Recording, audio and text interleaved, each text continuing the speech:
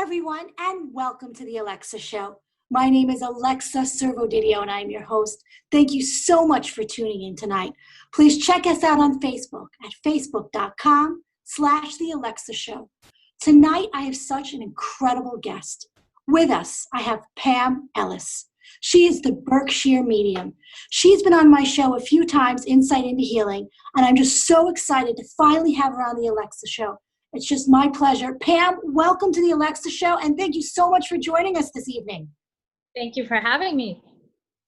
It's so wonderful to finally see you face to face and meet you like this, because you have done many readings for myself on air and on the phone, and it's been just so powerful and incredible. And I really wanted to bring you on to the Alexa Show to explain a little bit about what you do and the incredible work that you're doing now moving forward. So tell us, how did you get started? Well, it's an interesting story, actually. I was really, really young, and I went to my mother, and she said, don't do that. It was the early 1970s, so mediumship, if you will, was very taboo then. So I repressed it for a long time, which caused a lot of anxiety, a lot of depression, and eventually I went to work for a nursing home. And they sent me for Reiki training, which is energy work.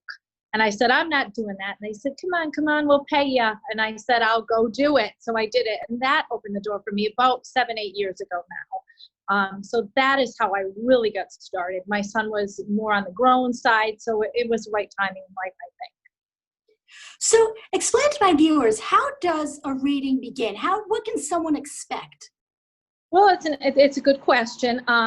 First of all, I'm going to talk about the skepticism piece of it, because when my clients contact me, usually I have their information, like their last name, things like that. Sometimes they paid prior, things like that. So I always tell people, if you're worried about that, please, by all means, with me, book with a fake name, pay me after if you really want to. Call me from a blocked phone number if we're doing a FaceTime reading, or if an in-person reading, like I said, come in with a fake name. I have my own life. I don't have any interest in looking people up, but I like to talk about that because we do live in a digital age where, let's face it, anything is readily available. So what you should expect when you come into a good mediumship reading, or at least one with me, is your loved ones to bring up something that means something to you and only you, not things that can be found out on Facebook, not things that are public knowledge, because again, all of those things are very common knowledge. I think in talking to you one time, maybe an aunt of yours brought up something about lilac trees. That seems to stick out for me for some reason. And I generally don't remember things, but that sticks out for me, something from your childhood that you will remember. So that's the process. It's in a process called evidentiary reading, where they get that you need that evidence, if you will. So you can understand that you're really talking to who you're talking to. Yes. And also, just because if someone comes to a reading and they want their sister or their grandmother to show up, it doesn't always work like that. It's really who comes over that decides. Yes, you could request, I hope they would come over, but you really don't know who's going to come show up. Never, ever do I know. Generally speaking, most of the time I get the people have wanted, but occasionally, you come in for a reading, you've waited, 8, 9, 10 months to come see me, and then your neighbor Peter shows up and you're like, wait a minute, what's going on here? That type of thing. So you're right. Anybody can show up. It's just an energetic thing. And every single reading is different. Every time is different, and it should be. Yes.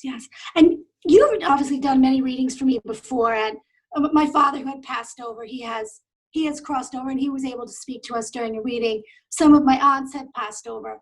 But now you're also doing work with animals, which I find is so incredible, especially at this time. I don't know if my viewers know, I lost my dog, Samson, April 15th of this year, and it was just heartbreaking. He had a long battle with cancer ever since he was little, and a lot of illnesses, terminal illnesses that were pretty serious. So how does that work with animals? I mean, how exciting is that?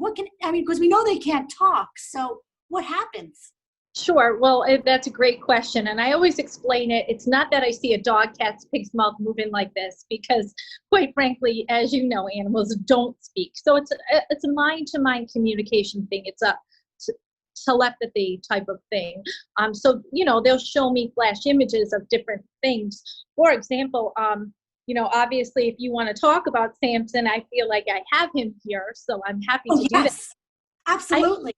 It sounds so silly, and I don't know if you're going to know what he's talking about. And obviously all dogs have toys, but there's some kind of special toy that you must have put with him or that he must have used all the time. There is absolutely something. Do you have any idea what he's trying to show me? I don't think it's a ball. I'm trying to think. I know he had his blanket. I'm trying to think, all different things. That he didn't have too many toys. He had a few that were his favorites. This one seems like it squeaks to me, and he seems like an older dog for a squeaky toy, so it's interesting to me. Usually that's with puppies with me. Yes, yes. Oh, well, actually, I read a book to my daughter, my little daughter, and it's about a dog, and it squeaks, and he squeaks all the time. So I read that all the time and talk about Samson to her. And I think that's what your dog is trying to show me, something only you're going to understand that's occurring now in your life. So things like that. And you know that you did all that you could for this dog. So why on earth would there still be guilt with you? I can't even imagine as a dog mommy myself. And I call myself dog mommy because my dog is my baby. But why would you feel like you could have everything? I mean, from soup to nuts, everything was done for this dog. Yes, I think, you know what it is? I feel that it's such a good, happy time in my life with my daughter and everything that we're doing, that I really wish that he was here to play in the yard, to play in the house, to play with my daughter and family. And I feel like that's what the guilt is, that why couldn't he just be here a little bit longer for that? Sure, I can understand that. And your dad must have been an animal lover, because I can see your dad taking care of your dog. If you tell me your father didn't like animals, I will not believe you for 1 second. He loved them. We had a farm. His whole family had a farm growing up, and they used to take dogs from the shelter and put them on the farm. So yes, my dad was a huge animal lover. Well, this is interesting too. And sometimes people don't know in the moment what I'm talking about, but I'm going to jump to your father for just 1 quick second, because things come to me as I'm speaking to you. Is there something about a watch? He showed me something about the watch or something around the wrist. I don't know if it's something mom has. I don't know if it's something you held on to. There's got to be something. You're looking at me like I'm crazy, which is okay. No, I'm trying to, and you know what, this always happens. It always comes after I finished with you. I'm like, oh, and I say this, I ask my mom, and she's like, oh yes, it's this, this, and this. I'm trying to think about a watch or a wrist. I'm not sure. I'm going to have to think about it. Right. And there are things that happen like this all the time. One of two things happen. People go home and they start cleaning their home, whatever it might be. And they say, oh yes, that's it. That's what he was talking about. Or, you're talking to mom and she says, yes, it's this, this, and this. But back to Sampson for a minute. He makes me feel like there's either a picture or something you look at him all the time. Yes. I actually have his ashes in his box in the kitchen. And I look at it all the time and pray to it. Perfect. And with his paw print, all that? Yes, he has his paw print. Yes. Perfect. So his way of validating for you. And again, animals are important to us. Listen, I've got 3 dogs, 2 cats, a kid, and almost an ex-husband. Notice the order I just said that in. There's no coincidence. Are important to us, right? And that's not a dig at my ex-husband. He's a good guy. Yes, they are like family. And I think it's so important to be able to have this, because especially with all that's going on, I look so much on social media and so many people are losing their animals, and it's heartbreaking. So it's great they can have this connection, this feeling that yes, it's there. Sure. And what's your history other than with Sampson, with German Shepherds or German Shepherd-like dogs? Because I see quite a few. His best friend is a German Shepherd who lived across the street, who passed away about a year before. Literally, was his year anniversary when Samson passed away. Kidding. That he passed away. And that was really his only best friend he's ever had, that he ever got along with in his life, because he was a little iffy around other dogs, but that was his best friend. Well, it's interesting that you say that too, and pay attention to your daughter, because usually small children and animals are very in tune to spirit. So when she's looking around you and looking above you and looking off to the side of you and laughing and giggling, and you're saying, Max, what are you giggling at? That's always going to be your loved ones in spirit. That can be your dog, that can be your dad, that can be an aunt, things like that, because they haven't been tainted by society yet. They haven't been told we're not supposed to do that, so they don't know any different. Yes. And I think it's very comforting. I know some people might be taken back or maybe frightened, but I think it's, all of us, I feel, really have those thoughts like, I wish they were here. I wish I could just have a sign or speak to them or just feel them in my heart. And I think it's so powerful to be able to do that. Absolutely. And you make a good point. I get that you can't see them, but you certainly can speak to them. And I tell my clients, don't pay me or anyone to talk to them. I understand when you come to a mediumship reading, you're here to hear them talk back or see what they're going to say. But my point in telling you that is they can hear you. And a good way to look at this is it's like boiling water. If you think about water and what happens when it boils, I always tell people it evaporates, right? Not that this is a science class. But when water evaporates, it's not gone, it's just changed form. Well, it's a really, really nice, beautiful way of looking at crossing over. We're conditioned to believe that our loved ones are really far away, and they're not. And you make a good point. You should be able to feel them, especially when you're struggling or you need them the most. Yes, yes. And I always, see the signs of Cardinals, of Blue Jays, and it's just powerful. I know a few days after Samson had passed, I had some of his old kibble, and I just threw a little bit of it in the backyard just Sure. so someone could eat it or something. And as I happened to look the next day, I was just looking out of my daughter's window in the backyard, and a red cardinal came down, flew exactly to the 1 or 2 pieces of kibble, ate 2 of them, and just flew away. It was the most powerful thing I think I've ever seen. It's just like, wow, okay, I get this. Which is pretty awesome, and I'm pretty sure you knew it was Samson, although the fascinating part is I think he would have chased the bird, for sure. Yes.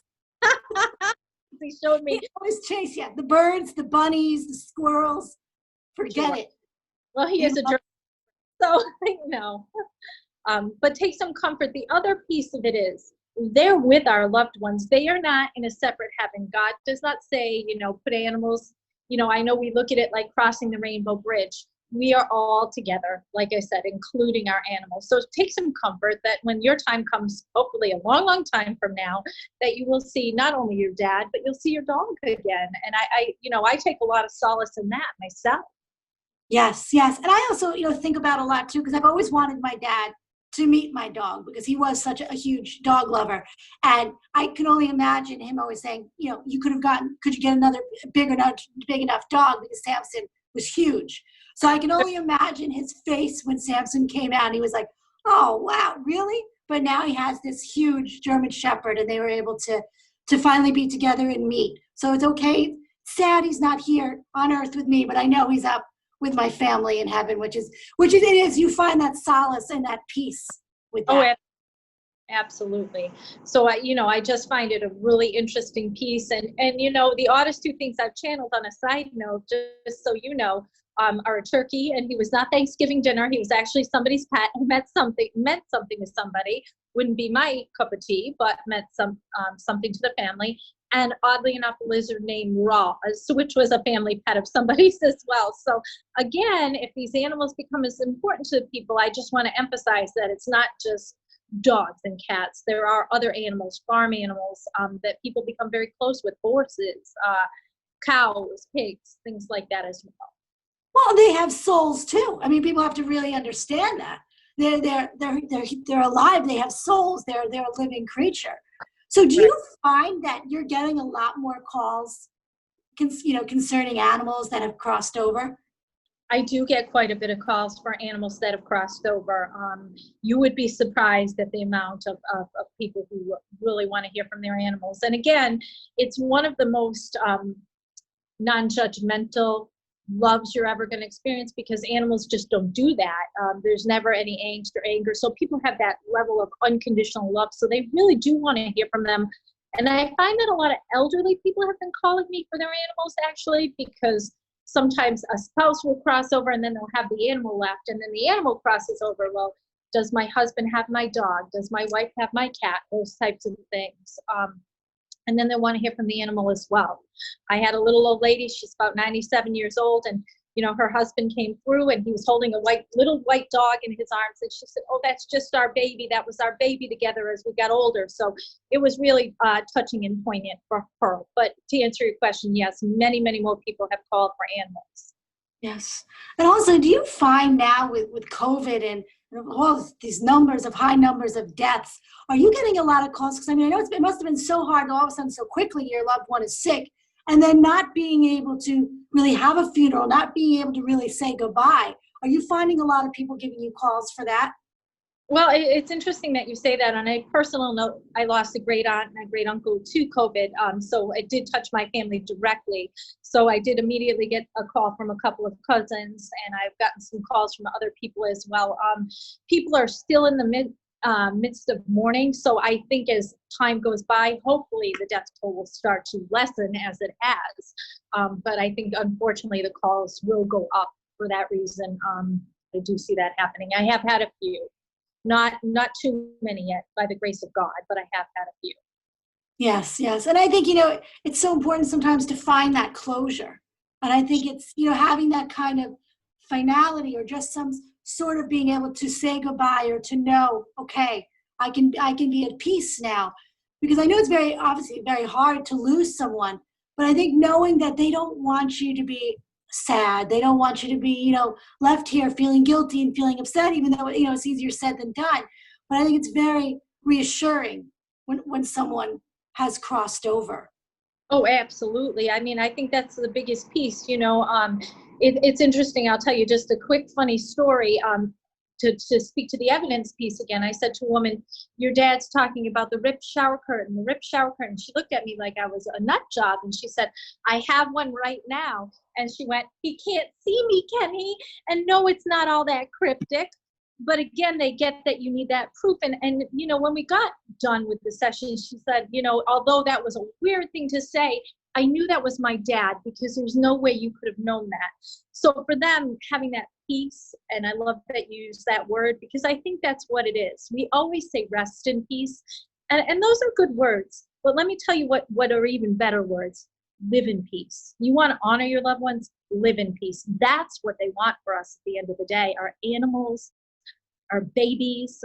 We've talked about that in the past. Yes. Really. Yes. And I think that's really incredible. As my new book will be coming out soon, Your Walk in Life.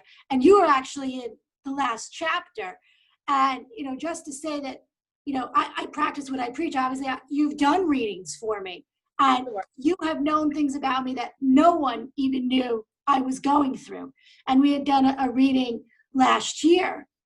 And you had been able to come up that I had there was a miscarried baby, that I had a miscarriage, and no one even knew, I was trying to get pregnant, and no one knew I was pregnant and lost my baby. So I think that's how powerful it is. And then we're being able to say, my dad coming through saying, "It's okay, you're going to have your daughter." And then literally a month and a half later, I was pregnant with my daughter now, I have Maxon. And it's powerful. It was just that shift that, okay, I'm on the right track. I'm moving forward, and also having that connection. And I think, I'm not going to speak for you, but may I ask you if it was healing for you to hear from your miscarried daughter? I know that you and I had discussed it, that giving your children names that you lose. Yes. And you speak to the point that all creatures, God's creatures, have souls, and of course your children do too. And people say, well, it was so early on. It doesn't negate that loss at all. So I think it can be very healing for a lot of clients. Absolutely. That really opened up my ability to say, I always had a feeling I need to talk about this, because when it happened, I didn't know what to say. I didn't know how, life keeps going on. I was trying to go out and go to the grocery store, and just being there was just so tough, because I was so screaming inside saying, you don't know what just happened to me.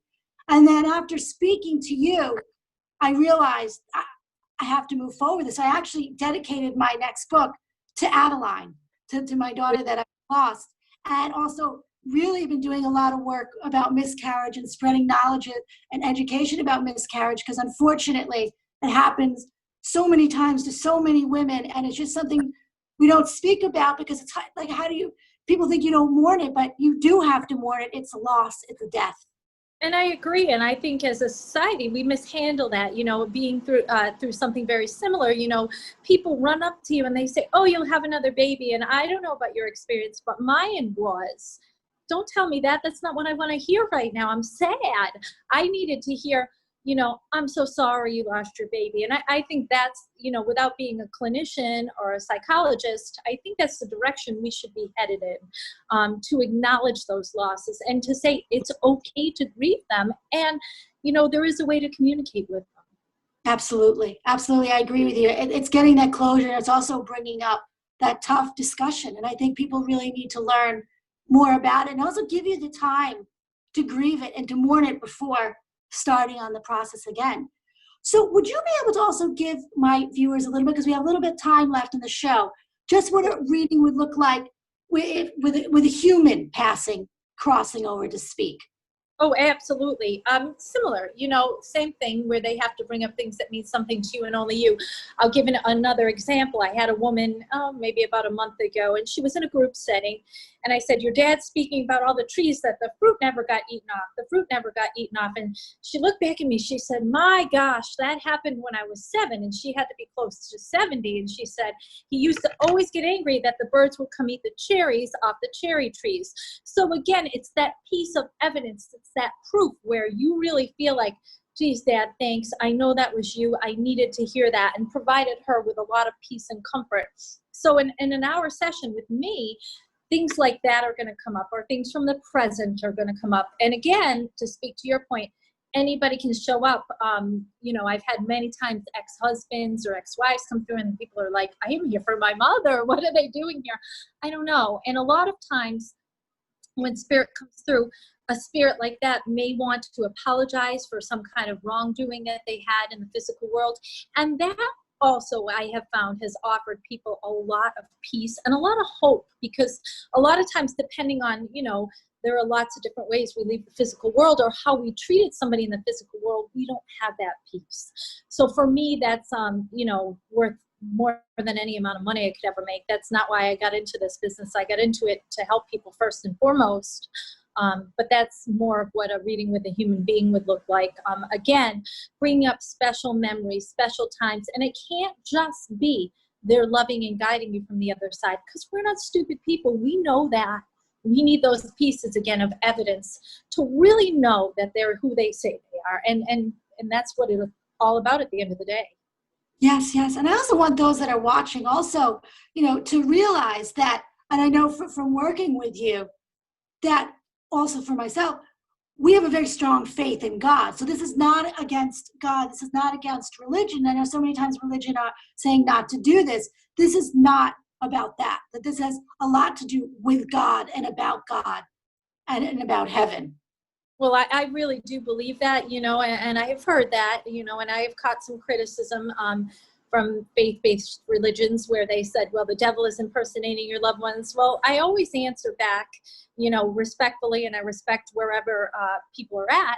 But my answer is always, how'd you feel when we were done? Did you feel better or worse? And I've only heard one answer, and it's always been better. And if I just can't embrace that there's a negativity to that, or that, it's Satan stepping into our lives, I just don't believe that, respectfully.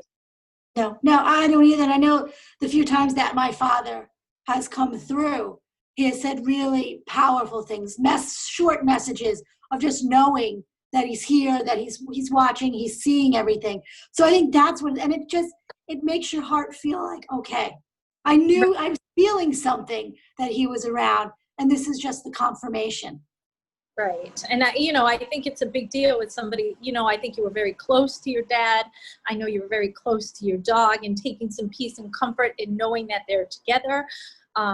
Those types of things, I think makes a big difference. Your dad was the nicest guy. I'm not sure he'd be believing in what we're doing here today. When he was in the physical world, he'd be very reluctant, a very big skeptic, as a lot of my men are. But, he was raised in a time where it just wasn't common either. So that the funny part is, as you say, when he was here on Earth, he would have never believed in this. Oh, Alexa. But can I tell you, And almost every time we've done something, he comes through. He's him and my aunt, who would have never believed, are frightened to come through to say something. I'm shocked they haven't come to say something now. But they're always, and I think last time too, they were actually talking to you before we even had our session. They were very into talking and getting their point across. And that's the last piece that I'll speak about really is, what I do want to caution people is sometimes we come in with the expectation of having said, now Dad, if it's really you, you're going to talk about, the rosary beads I placed in your hands when you were crossing over. And then he doesn't. And then people get upset. You have to remember that spirit comes with their own intention, not expectation. We put expectations that have crossed over. They don't put it on us. So that being said, they get that we need that proof. It just might not be exactly what we expect them to say. It could be the most unexpected of things. For example, your aunt with the lilac tree, you're thinking, oh my goodness, why is she talking about that of all the crazy things? I don't know. I don't know why your dad's talking about a watch today. Those types of things, but I know that you will figure that out. Yes, I'm going to go ask my mom right after this. Definitely. Well, we're at the end of the show, and I just want to thank you so much for being on this evening. And it's so great to finally see you face to face. I can't wait till we're in person together. When it's okay, I can give you a great big hug. You got it. You got great. it. Everyone, thank you so much for tuning into The Alexa Show. Check us out on Facebook at facebook.com/The Alexa Show and also at alexatherapy.com. Everyone, have a good night and God bless.